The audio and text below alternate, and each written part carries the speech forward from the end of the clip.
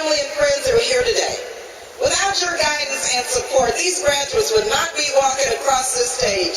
So we honor you for your commitment to education and your dedication to these brilliant and beautiful students. Thank you.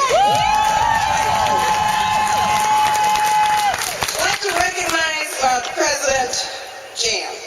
President Jan, I have to just say, I've got to recognize you for your outstanding vision and leadership. And also, let me just say, you have such a long history of inspiring women to shake things up and to challenge the status quo and to recognize and embody academic excellence.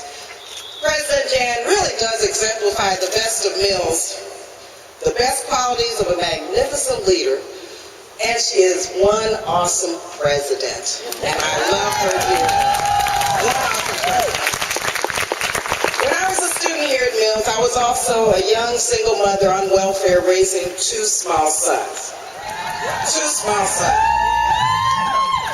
was inspired to get involved in the student body, and as president of the Black Student Union, I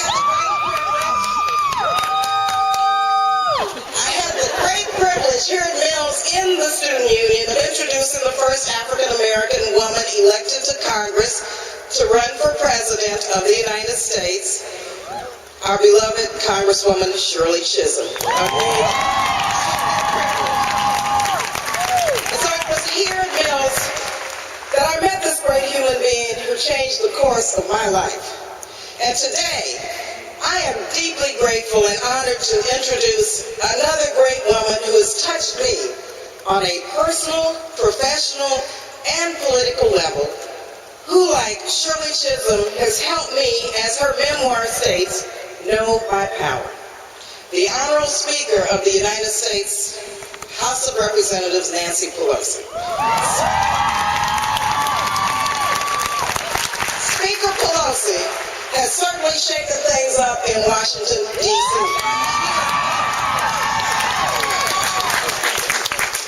She's shaken things up in the House and in American history books. She is an astute, brilliant, and progressive leader who is helping to shape some of the most groundbreaking legislation of our time. On a national and global scale, she is a fierce woman warrior. A fierce woman warrior. And I mean fierce. I mean fierce in the fight. Fierce. I see her every day. She is a fierce woman warrior.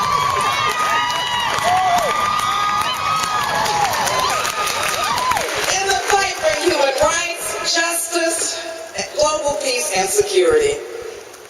While locally, as you know, she is a proud and civic-minded Bay Area resident carrying her family's strong tradition of public service. Moreover, we are reminded by the recent Mother's Day holiday that Speaker Pelosi is also a wife, a mother, and a grandmother.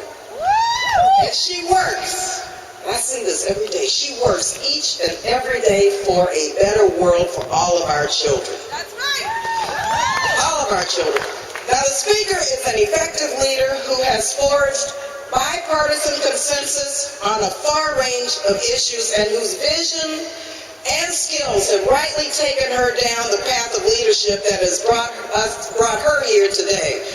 And it was a really proud moment. I think you remember that, when our own Nancy Pelosi made history in 2007 to become the first woman ever to serve as Speaker of the United States House of Representatives.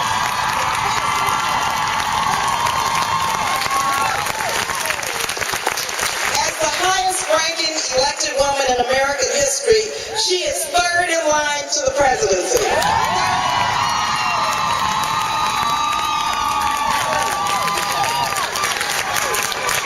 And like you, Speaker Pelosi is a proud graduate of a women's college, Trinity College in Washington, D.C. She has represented California's 8th Congressional District since 1987. San Francisco's in the House. And was elected House Democratic Whip and later House Democratic Leader 2002. She was the first woman in the United States to lead a major party. And as Speaker, she has built consensus across the aisle and within a diverse House Democratic caucus, which I can tell you is not easy as chair of the Congressional Black Caucus. It is not easy, but she's done it. From one of her first legislative victories early on that created the housing opportunities for people living with AIDS, to her most recent battles passing the Recovery Act and historic, mind you, historic health care and student aid legislation, she has proved to be a strong, pragmatic, and effective leader. With Speaker Pelosi at the helm of both the 110th and 111th Congress, she has built an impressive record focused on the priorities of the American people. And she has had a tough job while our country continues to recover from a decade of misguided policies. A decade of misguided policies. A decade. But you know what? She does a lot of heavy lifting with President Obama to push important legislation. A lot of heavy lifting to push important legislation through the House to bring about the change that we so desperately need. And through it all, she consistently demonstrates that one does not have to give up one's principles to be an elected official. She never does that. And beyond her record as Speaker, she has done so much to inspire and empower a new generation of women leaders and is a remarkable role model. In her memoir, Know Your Power, A Message to America's Daughters, she writes passionately about overcoming challenges and obstacles to become the leader that she is today. Therefore, to all of the daughters and caps and gowns out there today, I urge you to take note of what is possible when a leader tirelessly follows her call to serve our country and the needs of women and men everywhere. Know your power. No one, and I mean no one, is more qualified to lead us beyond the economic, political, and national security challenges that we still face as a nation today other than Speaker Pelosi. And so, in the final pages of her memoir, Speaker Pelosi, and I just want to read you this quote as I close, she addresses a new array of opportunities available to young women. She writes, "What a wonderful and exhilarating time to be a woman in America, where there are no limits to our futures, no limit to the beauty of our dreams. As long as we recognize the power within us, we will continue to have choices and we will continue to lead." Now let us welcome the greatest speaker in the